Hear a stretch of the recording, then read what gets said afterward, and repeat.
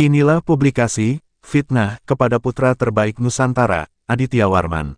Terpublikasi, sebelum Islam marak di Tanah Jawa, terdapat beberapa aliran keyakinan, ritual diawali dengan prosesi memakan daging dan ikan secara ramai-ramai, kemudian mereka menari-nari dan minum hingga mabuk.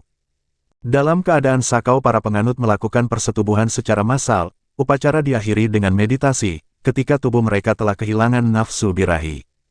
Pada tingkatan khusus, daging, ikan dan minuman dalam ritual digantikan dengan mayat, ikan suro dan darah manusia yang dibunuh sebagai persembahan. Salah satu tokoh legendaris yang menjadi penganut adalah Aditya Warman.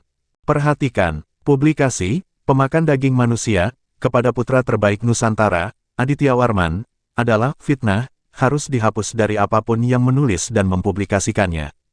Sumbangan terbesar kaum Arya, leluhur bangsa Nusantara bagi peradaban adalah pengenalan konsep Dharma. Inilah ajaran leluhur Nusantara yang mendasari lahirnya Buddhism, Hinduism, Jainism di India dan kumpulan kitab tanya jawab tentang ilmu rahasia, dikenal sebagai Tantra Sastra.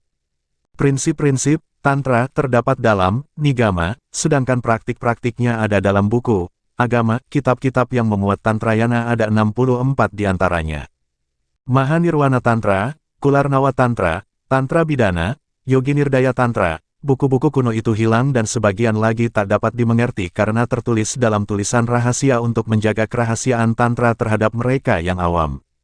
Praktika Tantrayana, yaitu Maka, Kama, dan Pancaka, atau dikenal dengan Pancama, atau Malima, sering disalahartikan menjadi Molimo, yang buruk.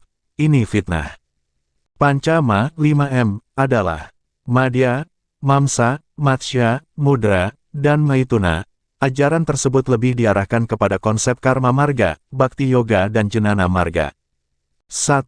Mada, Madya, tengah artinya lebih kepada jalan tengah. Tidak terlalu banyak atau kurang, tidak terlalu keras atau lemah, yang kemudian ditafsirkan salah menjadi mabuk minuman atau tidak sadar. 2. Mamsa, Mam sama dengan aku, Sa sama dengan pertiwi tanah artinya lebih kepada memadamkan nafsu dan keinginan, mematikan semua indera, yang kemudian ditafsirkan salah menjadi mematikan hewan, memakan daging dan meminum darah.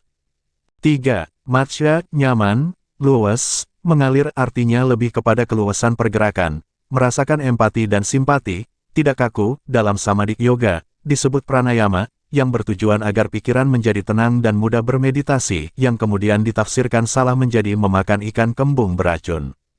4. Mudra, bayu, tekad, jiwa, adalah penjiwaan yang mendalam, penuh tekad, pelaksanaan tindakan dan pembuktian, yang kemudian ditafsirkan keliru menjadi melakukan gerak-gerik tangan dan tarian hingga lelah. 5. Maituna, persatuan, menghancurkan yakni menyatukan pikiran kepada kosmis, menghancurkan pikiran, tenggelam kepada kehampaan, mencapai kebebasan pikiran, yang kemudian disalahartikan sebagai persetubuhan massal. Ini fitnah keterlaluan. Selanjutnya, Tantrayana, mempengaruhi ajaran Buddhism, aliran mazhab Mahayana yang menitik beratkan kepada usaha saling membantu antar pengikutnya dalam mencapai kebebasan jiwa yaitu Nirvana. Dalam Dharmik original, ini disebut Svarga. Tantrayana yang melebur di Mahayana disebut Tantra Vajrayana, atau Tantra Mahayana, artinya adalah ajaran Tantra berasal dari Nusantara, bukan India, Tibet. Ilmu rahasia, dikenal sebagai Tantrayana, inilah yang dipelajari Aditya Warman, untuk melawan para penyerang yang sudah sejak abad 9M ingin merebut kota suci, dengan pusat pujanya, Montakui, kini disebut Candi Muara Takus. Di masa setelah bernama Srivijaya baru bisa dikuasai pada oleh Raja Kolamandala, bersamaan dengan pulangnya pelajar dari Tibet, Atisadiphamkara Sryanana, ke negerinya membawa Tantra, menjadi Tantrayana, Vajrayana mazhab Buddhism Mahayana.